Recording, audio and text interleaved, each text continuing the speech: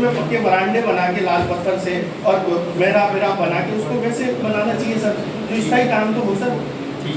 और एक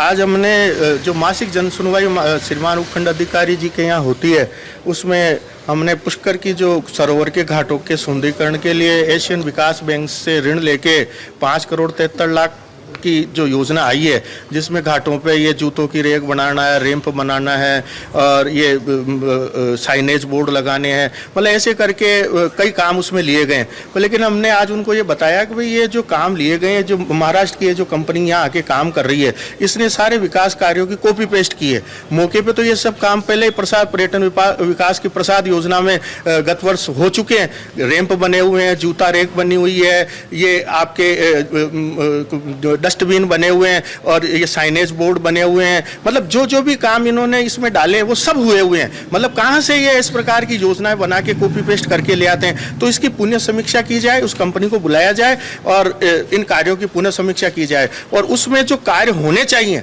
उसके संबंध में यहाँ के तीर्थ पुरोहितों से, स्टेक होल्डर से, जागरूक लोगों से चर्चा करके उन कार्यों को लिया जाए जो वास्तव में श्रद्धालुओं के लिए किए जाने चाहिए, यात्रियों के लिए और यहाँ के निवासियों के लिए किए जाने चाहिए। मुख्य रूप से जो टीन शेड लगे हुए हैं वो यहाँ के सरोवर के हेरिटेज को प्रभावित करते हैं। उन टीन शेड को रिमूव करके उनकी जगह अच्छे बरांडे हेरिटेज लुक में बनाए जाएं।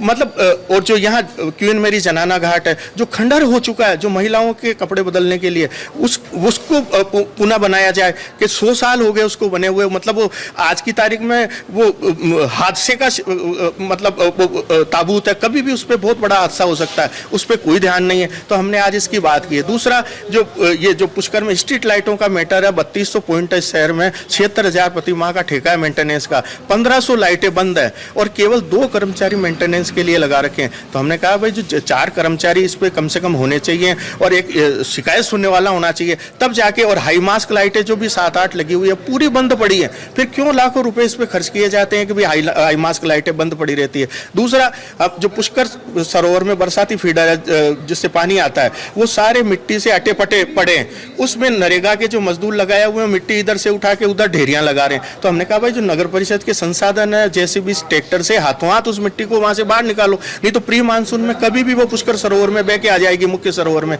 तो आज हमने ये सब मुख्य बातें पुष्कर की जो बुनियादी समस्याओं की है वो हमने आज जनसुनवाई में श्रीमान उपखंड अधिकारी महोदय को बताई है और उन्होंने आश्वस्त किया है कि इनका सबका समाधान किया जाएगा।